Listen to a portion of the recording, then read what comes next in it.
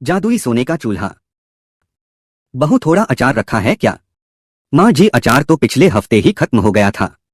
कोई बात नहीं बहू, मैं ऐसे ही खा लूंगी। यह क्या? बच्चों तुम दोनों खाना क्यों नहीं खा रहे हो? सारी दाल चावल ठंडा हो गए। हमें दाल चावल नहीं खाना। क्यों? तुम दोनों को तो दाल चावल पसंद है ना? पसंद है, अब पसंद है। आप 2 महीना से लगातार बस यही दाल चावल ही बना रही हो। हम रोज रोज दाल चावल खाकर थक चुके हैं। हमें शाही पनीर, मटर पुलाव, आलू के पराठे और गाजर का हलवा खाना है। बच्चों तुम दोनों इतने समझदार हो फिर भी ऐसी बातें कर रहे हो। यह सारी चीज सिर्फ अमीर लोगों के खाने की चीज होती है, ना कि हम गरीब लोगों की। अगर ऐसी बात है तो हमें क्यों पैदा किया आपने? हमें अगर किसी अमीर परिवार में पैदा होते तो ऐसे खाने के लिए तरसना नहीं पड़ता। आप ही खाओ अपने यह दाल चावल। दोनों बच्चे अपने सामने रखे दाल चावल की प्लेट को सरकाकर वहां से चले जाते हैं। अपने बच्चों का ऐसा बर्ताव देख पूनम को काफी बुरा लगता है। पूनम जानती थी कि उसके दोनों बच्चे रोज रोज गरीबी में यह दाल चावल खाकर ऊब चुके हैं, इसलिए वह अपने दोनों बच्चों से कुछ नहीं कहती। पूनम यह लो, मैं घर का राशन ले आया। यह क्या? अब इस बार भी राशन में सिर्फ यह दाल चावल लेकर आए हैं? आपको तो पता है कि बच्चे दाल चावल का नाम सुनते ही मुंह बना लेते हैं। जानता हूं पूनम, लेकिन तुम तो जानती हो ना, मुश्किल से महीने के 2000 कमा पाता हूं, उसमें माँ बाबा की दवाइयों का खर्चा निकालूं या घर का राशन लाऊं या फिर यह बच्चों की स्कूल की फीस भरूं। हम लोग गरीब हैं। मुझे इसका इतना दुख नहीं है जितना दुख मुझे इस बात का है कि मैंने आज तक अपने दोनों बच्चों को उनके मनपसंद की एक भी चीज नहीं खिलाई है। जब भी शाम को कोई खाने की ठेली वाला घर के बाहर आता है तो सभी बच्चे अपने अपने मनपसंद चीज खरीदते हैं, लेकिन मेरे दोनों बच्चे बस एक नजर लगाए उन बच्चों को खाता देखते हैं। अपने दोनों बच्चों को ऐसे देखकर मेरा दिल कितना दुखता है, यह मैं ही जानती हूँ। पूनम अपने आंसू साफ करती है और जाकर अपने पति के लाए हुए दाल चावल को बनाने लगती है। पूनम चूल्हे पर दाल बना ही रही होती है कि तभी अचानक उसका मिट्टी का चूल्हा टूट जाता है और सारी दाल बिखर जाती है। हे भगवान, यह क्या हो गया? यह चूल्हा अचानक कैसे टूट गया? अब हम लोग क्या खाएंगे? बहू रो मत, चावल तो बन गए थे ना, हम लोग वही खा लेंगे। लेकिन माँ जी, आप लोग सूखे चावल कैसे खाएंगे? हम लोग गरीब हैं और तो पेट भरने के लिए सूखी रोटी तक खा लेते हैं, यह तो फिर भी चावल हैं। सभी लोग नमक के साथ रूखे चावल खाकर ही अपना पेट भर लेते हैं। पूनम का मिट्टी का चूल्हा अक्सर टूट जाया करता था, जिसके चलते पूनम को बार बार मिट्टी का चूल्हा बनाना पड़ता था। लो, आज फिर ये मिट्टी का चूल्हा टूट गया। अब बनाऊंगी तो इसे सूखने में समय भी लगेगा। लगता है आज भी हम लोग बिना खाके ही रहेंगे। पूनम इतना बोल ही रही होती है कि तभी वहां हाथों में बड़ी सी थैली लिए राजन आता है। आज आज हम में से कोई भी भूखा नहीं सोएगा। आप? और यह क्या है? हे भगवान, आपके हाथ कैसे छिल गए? वो आज घर लौटते समय रास्ते में मंदिर के पास भंडारा हो रहा था, इसलिए सोचा तुम सबके लिए भंडारा ले लूं। भीड़ इतनी थी कि मैं कई बार गिर गया, इसलिए मेरे हाथ पैर ये थोड़े से छिल गए हैं। लेकिन मैं ठीक हूं। चलो अब जल्दी से हम सब लोग आलू पूरी खाते हैं। कितने दिनों के बाद हमें इतना अच्छा खाना खाने को मिला है। हे भगवान, यह कुछ आलू पूरी के लिए आपको कितना दर्द सहना पड़ा है। अरे यह क्या? तुम्हारी आंखों में आंसू, यह आंसू क्यों? मैं ठीक हूं, मुझे कुछ नहीं हुआ। अरे ऐसी छोटी मोटी चोट तो लगती ही रहती है। राजन की बात सुन पूनम और लक्ष्मी भावुक हो जाती हैं। जिसके बाद अब सभी लोग बैठकर आलू पूरी खाते हैं, लेकिन आंचल अपने हिस्से की आलू पूरी रखकर अपने मिट्टी के चूल्हे को बनाने लगती है। लेकिन आज आंचल का मिट्टी का चूल्हा बनने का नाम ही नहीं ले रहा था। क्या मुसीबत है?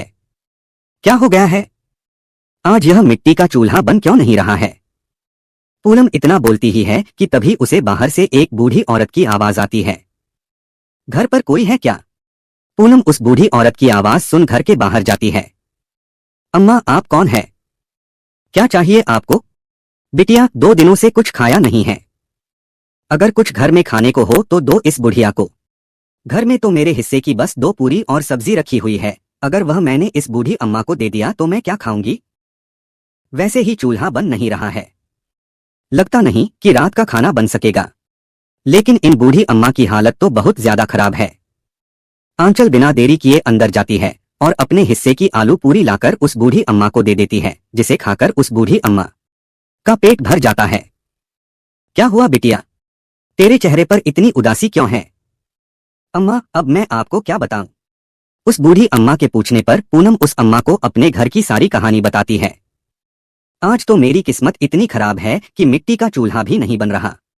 लगता है आज रात को भी हम सब लोग भूखे ही सोएंगे। नहीं बिटिया, जो भूखे को खिलाता है भगवान उसे कभी भूखा नहीं सुला सकता।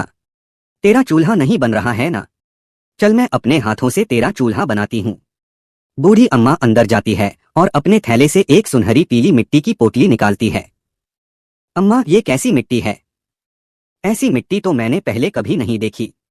बिटिया, यह हमारे गांव की खास मिट्टी है। हमारे गांव में जितने भी चूल्हे बनते हैं वो इसी मिट्टी के बनते हैं। इस मिट्टी के बने हुए चूल्हे काफी ज्यादा मजबूत होते हैं और सालों साल तक नहीं टूटते। बूढ़ी अम्मा सुनहरी पीली मिट्टी के अंदर पानी मिलाकर उससे पूनम के लिए चूल्हा बनाना शुरू कर देती है और कुछ ही देर बाद पूनम आंचल का चूल्हा बनकर भी तैयार हो जाता है। तेरा चूल्हा बनकर तैयार हो गया, अब तू आराम से खाना बनाना। अब मैं चलती हूँ। बूढ़ी अम्मा के जाते ही वह चूल्हा सोने की तरह चमक रहा होता है। शाम होते ही पूनम खाना बनाने के लिए चूल्हे के पास जाती है और उस पर एक खाली बर्तन रख देती है और सब्जी काटने लगती है कि तभी पूनम की नजर उस चूल्हे पर रखे पतीले पर पड़ती है। पूनम देखती है कि वह खाली पतीला अब शाही पनीर की सब्जी से भर चुका था। ये खाली पतीला शाही पनीर से कैसे भर गया? यह तो पूरा का पूरा खाली था। पूनम उस पतीले को उतारकर नीचे रख देती है और उस चूल्हे पर दूसरा खाली पतीला रख देती है और देखते ही देखते वह पतीला भी अब बिरयानी से भर जाता है। ये क्या हो रहा है? इस चूल्हे पर खाली बर्तन रखते ही इसके अंदर खाना कहां से आ रहा है? पूनम चूल्हे पर जो भी बर्तन रखती वह भी अलग अलग पकवान से भर जाता, जिसे देख पूनम बहुत हैरान होती है। पूनम कुछ समझे कि तभी उस चूल्हे के अंदर से आवाज आती है, पूनम हैरान मत हो, मैं एक जादुई सोने का चूल्हा हूं। तुम जब भी मुझ पर खाली बर्तन रखोगे, जो भी कुछ खाने के लिए मांगो वो इस बर्तन में अपने आप आ जाएगा। क्योंकि जिन बूढ़ी अम्मा की तुमने मदद की थी वो बूढ़ी अम्मा कोई इंसान नहीं बल्कि एक परी थी। तुमने उनकी मदद की इसलिए वह तुम्हें वरदान के रूप में यह जादुई सोने का चूल्हा दे गई। उस जादुई सोने के चूल्हे की बात सुन पूनम बहुत खुश होती है और घर में सभी को उस जादुई सोने के चूल्हे के बारे में बताती है। यह तो भगवान का हमारे लिए बहुत कीमती तोहफा है। लगता है भगवान ने हमें हमारे सब्र का फल दिया है। हे जादुई चूल्हा, तुम जल्दी से इस बर्तन में ढेर सारी चाउमीन भर दो। दीपक के इतना बोलते ही उस खाली बर्तन के अंदर ढेर सारी चाउमीन आ जाती है। ए जादुई सोने की चूल्हे, मुझे मोमोज खाने हैं। इसमें बहुत सारे मोमोज भर दो। अब उस बर्तन के अंदर ढेर सारे मोमोज आ जाते हैं। अब सभी लोग घर में बारी बारी से उस जादुई सोने के चूल्हे की मदद से अपना मनपसंद खाना मांगते हैं और आज अपनी जिंदगी में पहली बार पेट भर कर खाना खाते हैं। और अब जब भी उन लोगों को कुछ भी खाना खाने का मन करता तो जादुई सोने के चूल्हे की मदद से अपने खाने की इच्छा को पूरी कर लिया करते थे। जादुई सोने के चूल्हे की मदद से अब वह लोग मजदूरी छोड़ अपने घर के बाहर ही अपना एक ढाबा खोल लेते हैं। अरे मुझे एक प्लेट शाही पनीर चाहिए। अरे मुझे पनीर टिक्का। जी अभी लाई साहब। पूनम घर के अंदर जाती है और अपने जादुई सोने के चूल्हे पर बर्तन रख देती है। ये जादुई सोने की चूल्हा, इस बर्तन को शाही पनीर से भर दो। देखते ही देखते वह खाली बर्तन भी अब पूरा शाही पनीर से भर जाता है। जादुई सोने के चूल्हे की वजह से सारा खाना भी बहुत ज्यादा स्वादिष्ट होता था, जिसके चलते कस्टमर को सभी चीज काफी ज्यादा पसंद आती है और अब देखते ही देखते उनके घर के बाहर खोला गया ढाबा एक बड़े से रेस्टोरेंट में बदल जाता है। इस जादुई सोने चूल्हे की मदद से आज हमारे पास सब कुछ है और हम एक अच्छी जिंदगी जी रहे हैं। लेकिन मैं सोच रही थी कि अब हम इस जादुई सोने के चूल्हे का इस्तेमाल तभी करेंगे जब हमें इसकी काफी सख्त जरूरत होगी। तुम बिल्कुल ठीक कह रही हो, अब जब भगवान का दिया हमारे पास सब कुछ है तो हम अब आगे चलकर मेहनत करेंगे। राजन पूनम जादुई सोने के चूल्हे का इस्तेमाल छोड़कर अपनी मेहनत से खाना बनाते हैं और उनका हाथ का बना हुआ खाना भी सभी लोगों को पसंद आता है। अपने साथ साथ पूनम कई गरीब और जरूरतमंद लोगों की भी या जादुई सोने के चूल्हे की मदद से बेसहारा और जरूरतमंद लोगों की मदद किया करती थी। इसके चलते ना जाने कितने गरीबों की दुआएं आज पूनम के साथ थी। पूनम के अच्छे कर्म से आज पूनम का परिवार एक अच्छी जिंदगी जी रहा था। पूनम ने इतना सब कुछ हो जाने पर भी कभी अपने मन में लालच को जगह नहीं दी, जिसके चलते बिना जादुई सोने के चूल्हे की मदद से भी आज पूनम अपने परिवार के साथ एक अच्छी जिंदगी जी रही है।